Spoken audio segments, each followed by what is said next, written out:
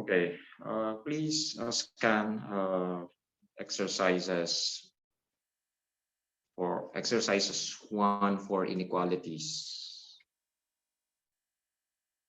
And if you want me to answer a particular item there, I can do so in this session.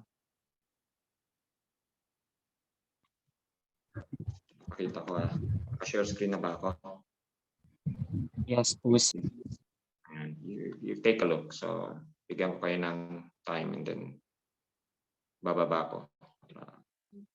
If you think there's an item there that's difficult for you, then you can ask me. Yan, so dito, mga linear inequalities itong mga to. Yan o yung sa page na to. And then from number 17, quadratic inequalities na. And madali yan dapat dahil sign chart method yan. Magmamanipulate lang kayo, factor, tapos sign chart na or table signs. Yan, puro quadratic inequalities yan. Nag-quiz 1 na tayo dyan, ano? So part pa rin yun kasi ng midterms. At probably nakalimutan nyo na yung modules 1 to, ano ba yun? 1 and 2 ba yun? Ang quiz. Yeah. Quiz 1, module 1, quiz 2, module 2, module 3, hindi tayo ng quiz. So, yan, quadratic, and then ito, cubic, polynomial inequalities na to in general, yung mula number 28. Ang iba dyan, kailangan ng factorization. 28 and 29, you transpose to one side, kailangan 0 yung kapila, and then madali lang i-factor out kasi may GCF yung x. And then, may matitira dyang quadratic na ifa-factor out nyo ulit.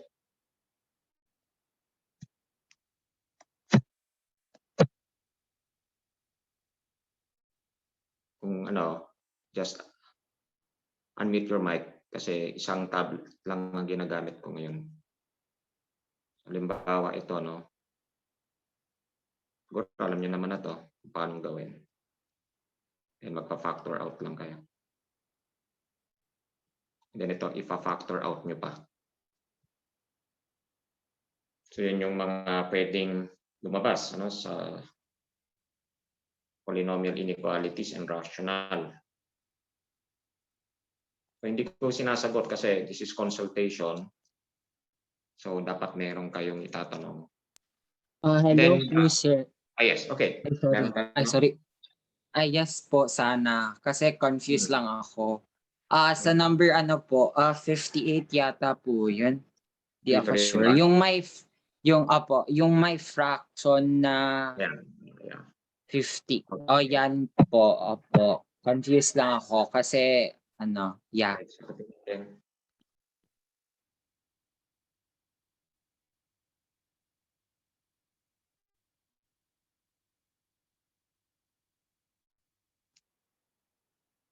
Yung 58 po. Sorry, 58. Pero pareho lang naman. Yes po. Sorry.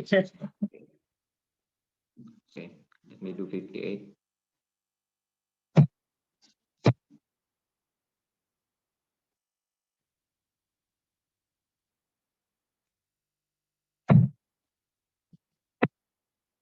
And by the way, mga ganito hindi nakasama yung hinahanap yung isang function sa given yung composition, and then given yung inner, pwedeng given yung outer, and then hanapin mo yung isa sa mga functions. Ang laging mga tanong, given talaga yung dalawa, hanapin niyo yung composition.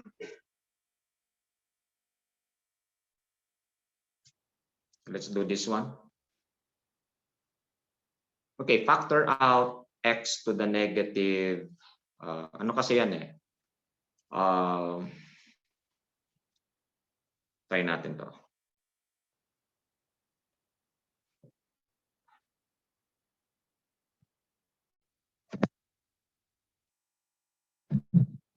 Ito yung lalabas. pag dinistribute mo yan, babalik ka sa dati.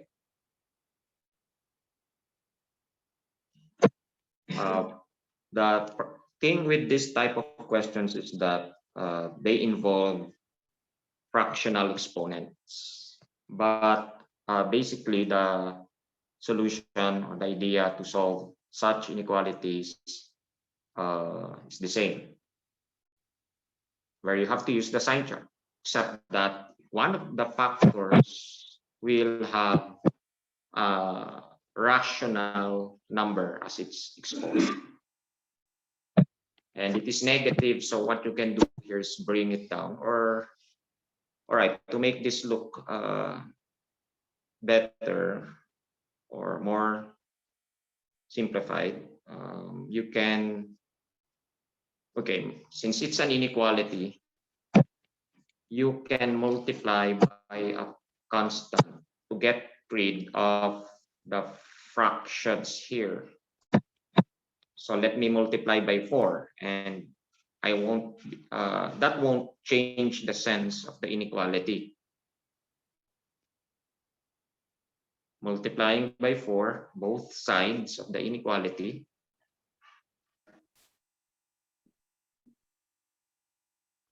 Zero times 4 is 0 anyway, retain the inequality. And then sometimes if you want to, dahil 5 and 10 have a common factor, you can divide everything by 5, retain the inequality or the sense.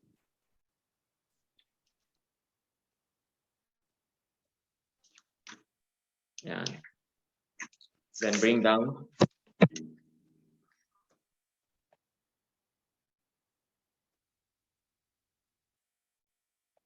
And then you use the sign chart method now.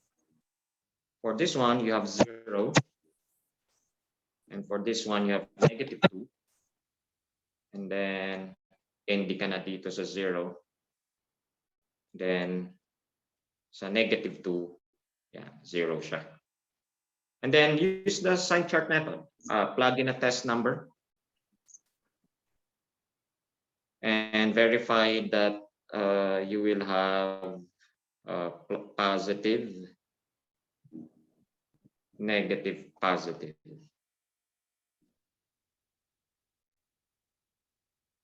Okay, you just have to know how to evaluate x to the 3/4. Halimbawa, nag-plug in ka na, kumuha ka dito ng test number 1. Diba, plug in mo yung 1 sa taas, i-plug in mo rin sa baba. So, positive, positive, diba? But, okay, all right, I see the point. For this part, however,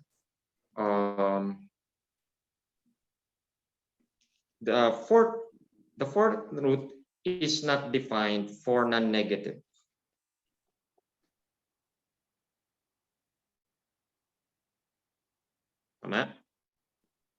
If x is negative, the fourth root has no meaning, or rather has no real value. It's complex though. So halimbawa, pinalagin mo si -1 dito, pumili ka dito, pinalagin mo si -1. Fourth root ng -1 cube ay hindi defined. So in other words, the thing with having radical or fractional exponents is that the function itself, or the expression itself, may not be defined for several intervals. In fact, it's defined only for x greater than or equal to 0. Kasi naka-fourth root siya. So, yung sign chart natin, wala siyang meaning. Bubura, parang ano, lagyan natin ng ano. Dito sa level na ito, sa part na ito, okay, naka-red siya, ibig sabihin, undefined yung expression mismo sa lahat dito. Because of the presence of the 4. So in other words, ito lang ang talagang meron yung 0, siguro kumpletuhin natin. 0, and then ND, hanggang dito. ND kasi siya sa 0.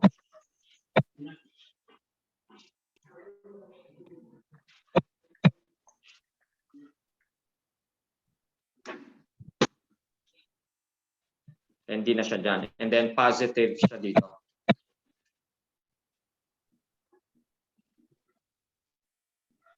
Sorry, ND din pala siya doon.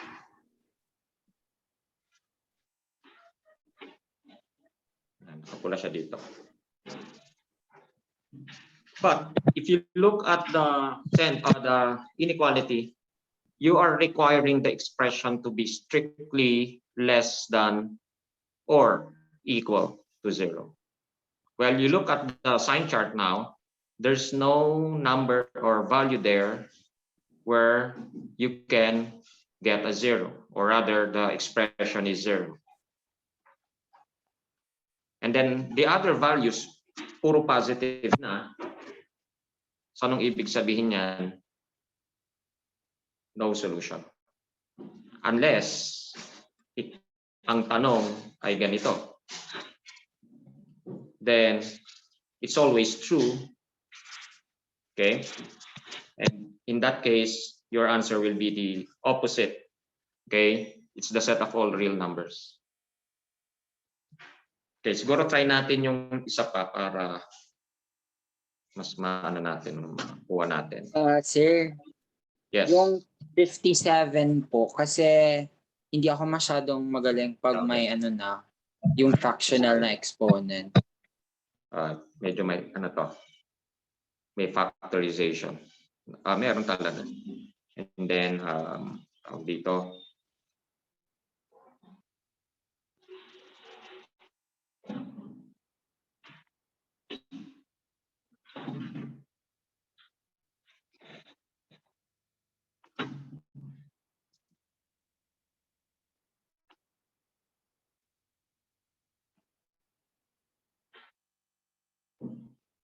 okay. Dalawa kasi yung common factor dito. Kukunin mo rin naman talaga yung GCF.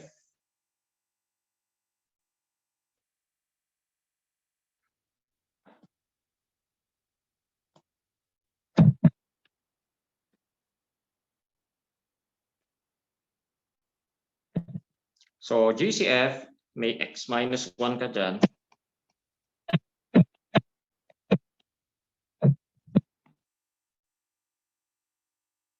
Kasi yung isa 2, di ba? And then yung isa 1. So yung GCF na ito.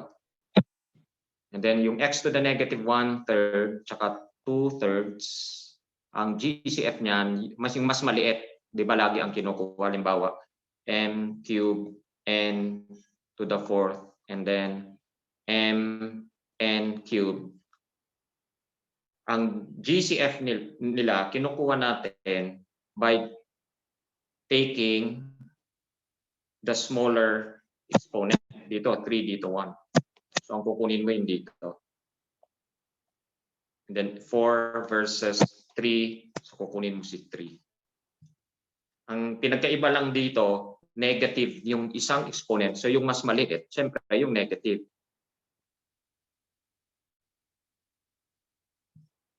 And then, mag-factor out ka na. 2/3 x minus 1 ang natira dun sa unang term. And then, sa pangalawang term, tanggal yung x minus 1, tapos may 2, and then may x. Less than 0 yan. Now, pwede namang mag-multiply tayo ng 3 para mawala muna yung fractions dahil inequality naman ito.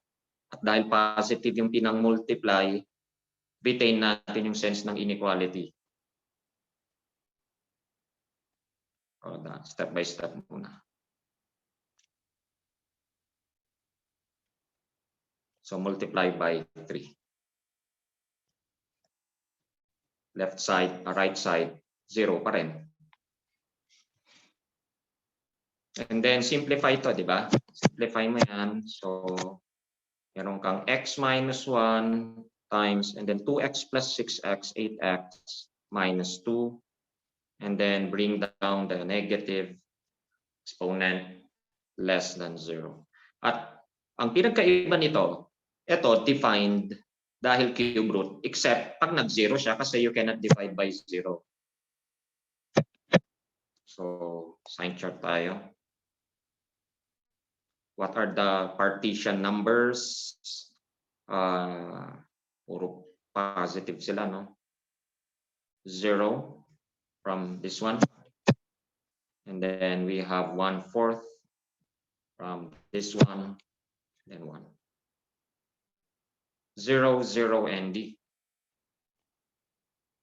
And then the cube root is always defined kahit negative o positive yan, kaya okay lang, no? Walang problema. So, paki-verify na lang, ano, positive, negative, positive, negative. And then less than 0. So yun, negative infinity to 0 open, union 1/4 1 open. Probably, baka may lumabas na ganito. So, aralin nyo pa rin. Others have a question? Tingnan natin ulit yung list, ano. Kung wala na dito, pwede kong mag-move sa next set. And then, scan nyo rin kung may tanong kayo doon. Ito, hindi naman to nakakatakot eh. Pinalaki lang naman yung exponents niya, pero ang idea, ganun pa rin, sign chart. Except that, hindi mo kailangan mag-evaluate, halimbawa to the 2,000. Kung positive, ni-raise mo sa 2,000 or negative, ni-raise mo sa 2,000, edi same pa rin yung sign. Kung add yung exponent, ayan, kagaya niyan, may 1999 sa number 46 pag tinignan nyo. Diba, may 1999, may 2001. Kapag negative, ni-raise mo sa add, negative. Pag positive, syempre, lagi naman positive kahit anong exponent. And then, lalagay nyo lang yung sign kada interval.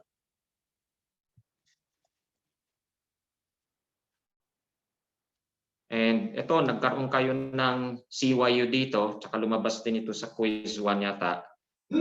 Halimbawa yung mga numbers 40 pababa, mula number 34 to hanggang pababa. Yan. Where you just have to transpose. And once you transpose, you have to simplify and then factor out. So I believe na aral nyo yan. I believe na review nyo ulit yan dun sa mga videos. And may mga quiz ninyo. Pwede nyong gamitin yan to review. Nakikita naman, di ba? Yung mga results tsaka yung mga questions pa rin.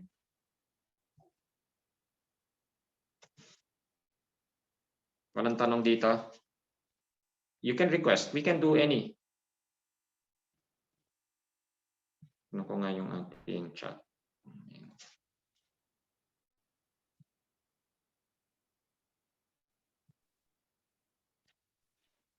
Sir, hello po. Yung operations between absolute values, ito ba ang ibig sabihin nyo? Yung may sum? Ganyan? Halimbawa? Hindi po. Yung halimbawa po, opo, yung ganyan po. Yung absolute hindi value. nakasama kung dalawang separate. Halimbawa ganito, no?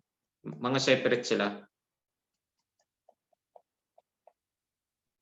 So if you count Okay how po. many absolute value terms that have absolute value are there. This is one term, this is another term, this is another term. There are 3 terms in the expression or the inequality. You count. One term has, this term has, this term has. So 2 terms have absolute value, hindi nakasama to. Pwedeng absolute value within an absolute value nila.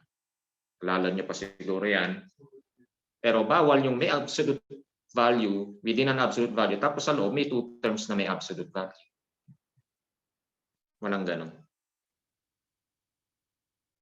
So kung ano lang yung lumabas sa quiz 1 nyo yata, yun lang ang mga absolute value na tatanungin. Tsaka syempre yung equations, yung mga ganyan.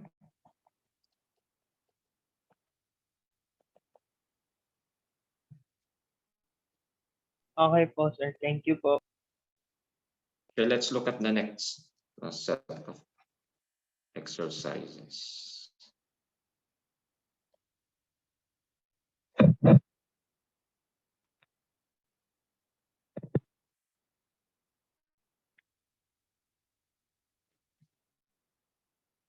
Ayan na nga yun. Okay, you scan. Ask me if there's an item there you don't know how to do.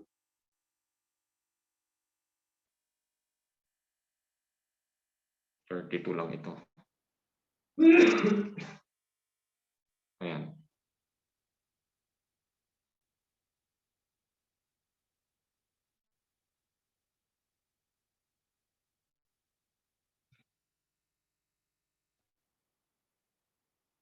Wala dito. Familiar kasi lahat yan eh.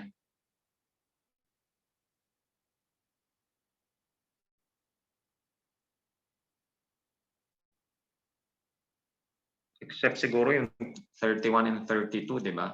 Yung pinagkaiba lang naman ng sign chart pa rin, method. Pero magpa-plug in ka lang kasi absolute value, pag pinalagin mo, lagi namang positive yan eh. Ito. Diba, sign chart mo, number 31. Maglalagay ka lang ng partition numbers. Ilan ba yan? 1, 2, 3, 4, 5. And then lagay mo lahat. Okay, 2x minus 1, 1/2. Then sa susunod, negative 1. And then kay absolute value, may 2, may 0, may negative 4.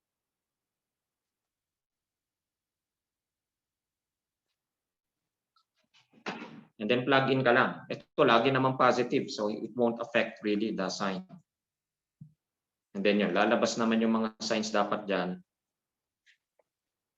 And yun pa rin. Technique, sign chart method. Circles and lines. Tama. Sige, dito, siguro sa next class ko, ipapakita yung ibang mga tanong.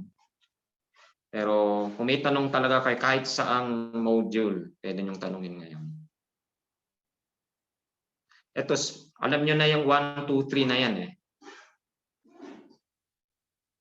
Pero yung 1 and 2, definitely, alam niyo yan.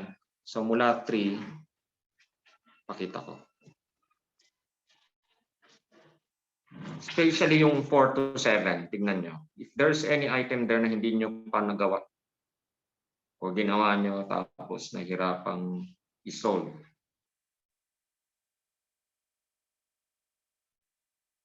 ilan ba nasa participant? Sir, may tanong lang sana po, pero hindi related dun sa ano. Okay. Any question? With regard sa departmental po, do we have to like upload our solutions po? Same I lang din think sa so, other yes. Mas marami ngayon na solution ang ipapasa. Sige, bigyan ko kayo ng hint. Siguro may mga 7 at least questions na required kayong magpakita ng solution. And then siguro mga it makes up like 50% or 60% or 70% pa nga eh. Yung points na allotted sa show your solution.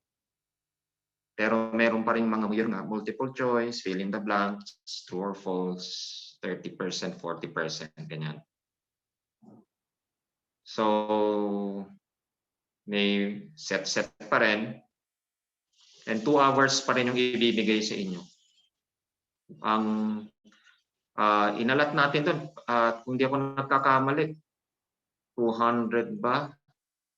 Points ang midterms or 150, hindi ko na maalala tuloy. Basta either 150 lang yan or 200 points ang midterms natin. Kaya you need to really prepare.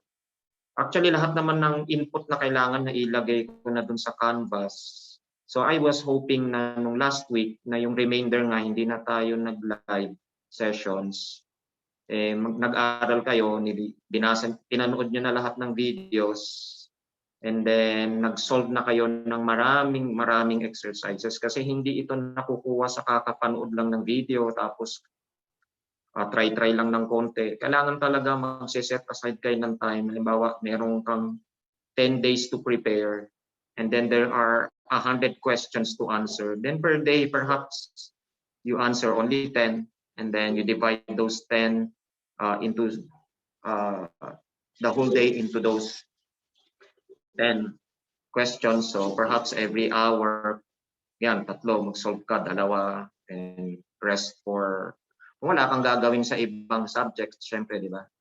Kasi hindi nyo ito makukuha yung tipong isang upuan kung kailan malapit na 1 day na lang, 2 days na lang. Wala na yun cramming na yun Iba kasi ang math sa ibang mga subjects na memorize ka lang, okay ka na So ito hindi ito nakukuha sa memorize lang.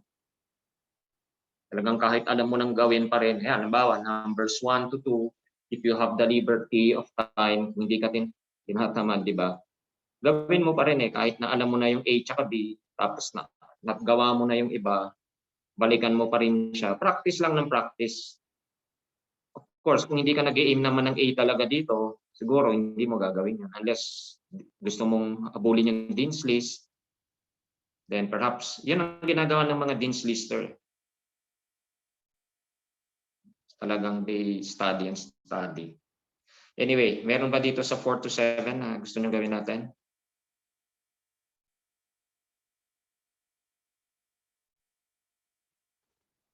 If nobody will ask, I will not answer any. Kasi hindi pwedeng ano lang ako lagi, no? I-input. Kailangan kayo rin may ako nagbibigay ng input pero hindi rin ako dapat ang nag-output. Dapat pati kayo may output. Meron ba? Hello po sir, pero hindi po siya sa exercise na yun po. Yun po yung binigay ni Robert po, yung exercise 5 po yata yun. Saan yun? Canvas? Yung graphing and systems of equation po, exercise 5. Nasa GC nyo ba yun? Yung pina-forward nyo po sa akin from via paki-share screen nga. Sino ba yung nagsasalita? Ako po, si Reno po, sir. I will make you co-host para makapag-share ka. Oh, okay. Sanay.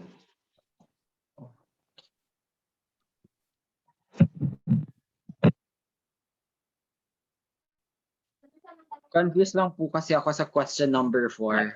Can you share? Unshare sige po. Okay. I need to unshare. Yeah. Nakikita po ba? Yeah, kita. Ito pong number 4, sir. Hindi ko alam sa iba, pero ako kasi nako-confuse ako sa number 4. Hindi kasama yan. Okay. Kasi ano na yan, Okay. conic sections yan. Pansin mo, it's ellipses, Yes, hyperbolas.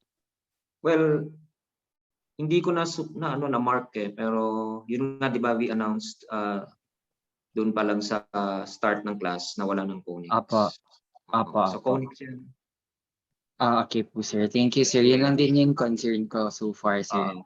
So kung may tanong kayo, parating nyo sa Biddle kung itong topic na ito, kung talagang hindi obvious na kasama siya, or you can send the screenshot of a particular question kung nagdududa kayo kung ito ba talaga ay nasa coverage, no? Hindi malinaw yung kumbaga parang hindi certain siya na talagang isasama siya. Kasi kahit na yung mga ilang topics na nasa coverage, yun nga yung tanong nyo, yung absolute value, hindi na rin sinama. Pero I will not always give the answer to your query kasi kapag obvious naman and mahirap na, kumbaga, syempre midterms, hindi mo pwedeng i-reveal kung ano yung mga lumalabas. So, Pag sinabi nyo lang, tinanong nyo lang ako, syempre sasabihin ko, it's possible. Pero kung sa tingin ko talagang hindi dapat i-include yun, para hindi na kayo mahirapan mag-review, you can ask me naman. Email nyo na lang ako.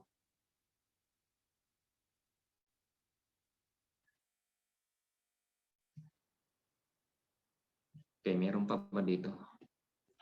Can you send the exercises you showed earlier? Hindi pa ba na ano yun? Alam ko na para send ko yata kung hindi sa Canvas, sa Beadle. Teka. Saan na yun? You want to take a screenshot na lang? I-share ko? Pwede po. Okay ba? Yung kanina po ba Mga na sinare ko exercises? po or yung sa'yo po? May nagtanong sino ba to? Rob Harvey, John Go. Sige. Paki-unshare? Nag-share ka pa ba? Hindi na. Hindi na po, sir. Sige, hindi na. Alright. So, mag-share ako. Paki-screenshot para mas mabilis nyong makuha yung kung wala pa kayong kopya ng ano.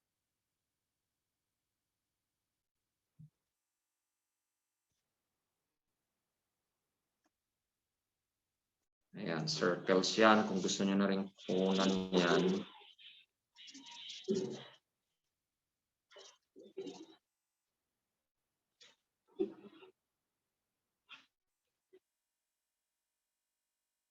And then i-resend ko na lang lahat ito sa Beadle natin to send it to the GC of the class. Lahat ng naibigay ko dyan. And then exercise 1 and 2 yung ni Harvey. No? You can take a screenshot now if you want.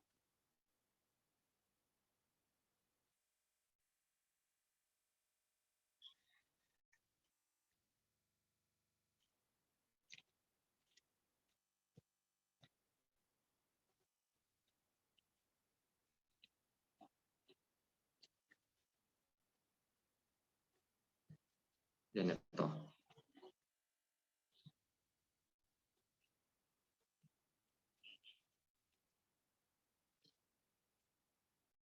Okay? Sino pang may tanong? Hi, sir. Ako po may tanong po ako. Doon po sa binigay niyo pong Module 3 practice exercises, meron po ako question sa exercises 4.1 number 4 po. Sa kanina? Or sa Hindi po dyan. Yung sa Canvas niyo po siya pinost, Module 3, under Module 3 practice exercises.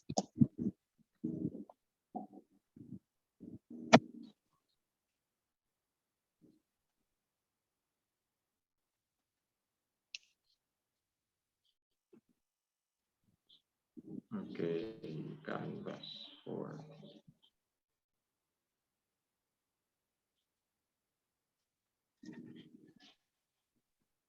Ito ba ang sinasabi mo? 4.2 or iba pa?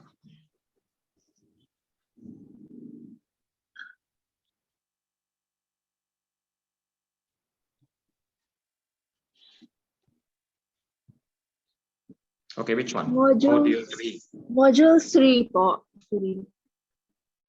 Yun nga, my practice exercises. Yan ba? Practice exercises, functions. Po. Number 4 po. Tapos letter C. Okay. Ang labo. Ano?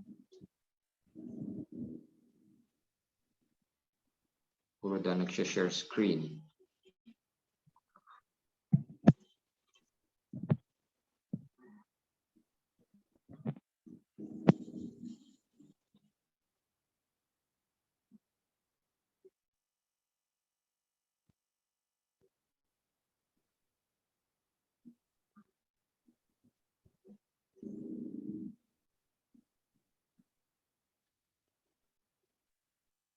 Okay, todo na.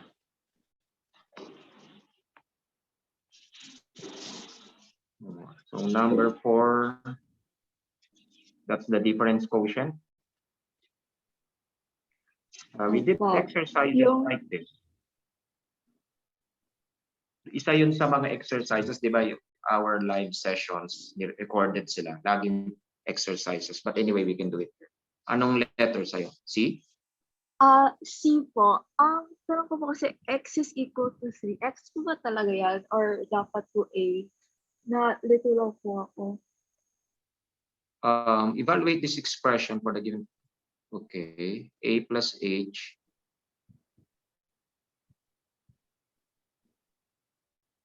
Okay, let's do it first. Magda-rationalize ka dyan, di ba? Opo.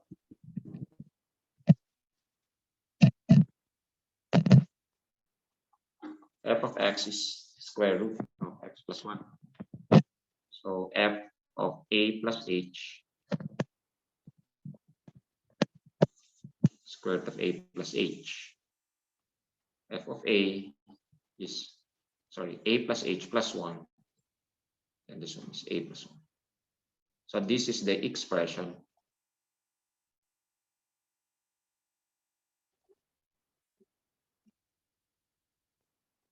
Which you have to rationalize in order to simplify using the conjugate.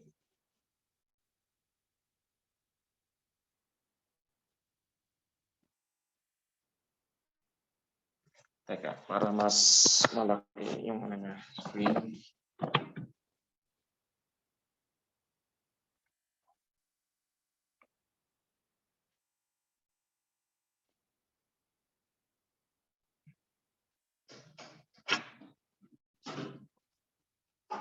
And then, syempre, you know how to conjugate, diba?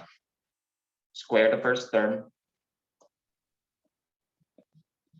Opo, square the first term minus the... And then, lagi may magka-cancel yung h.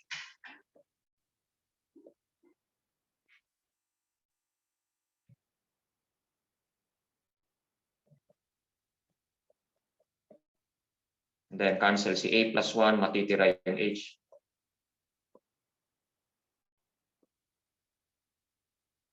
Then that h will cancel out. And you'll be left with 1 all over square root of a plus h plus 1 square root of a plus 1. Now, I think it should be a equals 3 ang given doon. So, yan siya. Yan yung final answer mo.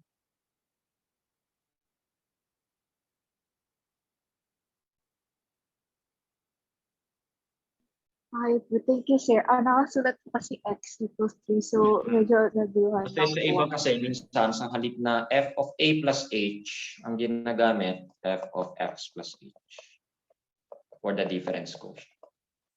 Then yung x equals 3. A yan, baka typo error yun. Others? Opo, thank you, sir. Welcome. Others? Still have 10 minutes. Otherwise, that is enough for today. And then Wednesday ulit, if you have questions, we have consultation. So meron pa? Wala na? Okay, be ending the meeting.